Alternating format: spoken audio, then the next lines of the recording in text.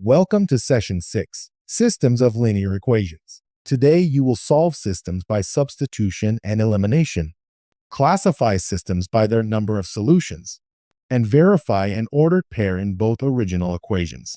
Watch the structure, not just the arithmetic, because each move must preserve the meaning of the problem. The visual gives us the central idea. Follow the arrows as a dependency chain. Isolate, replace, solve, and back substitute. The method works because the substituted expression has exactly the same value as the variable it replaces. The final ordered pair must satisfy both starting equations. Use this first move. Choose substitution when a variable is already isolated or has coefficient 1. Then, choose elimination when coefficients already match or can match with simple multiplication. Worked example, substitution. Solve y equals 2x plus 1 and x plus y equals 10. Step 1. Replace y in the second equation.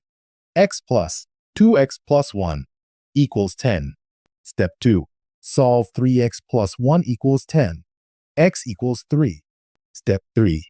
Back substitute. Y equals 2. 3 plus 1 equals 7. The final answer is 3, 7. Check that it satisfies the original conditions and carries the correct units. Now it is your turn.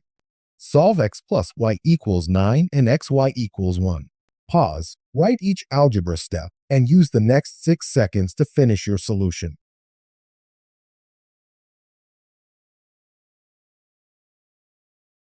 Here is the modeled solution. The answer is 5, 4. Add the equations to eliminate y, then back substitute. Verify it against the exact wording before moving on. Session 6 recap. Choose substitution when a variable is already isolated or has coefficient 1. Next, choose elimination when coefficients already match or can match with simple multiplication. Then, solve for one variable.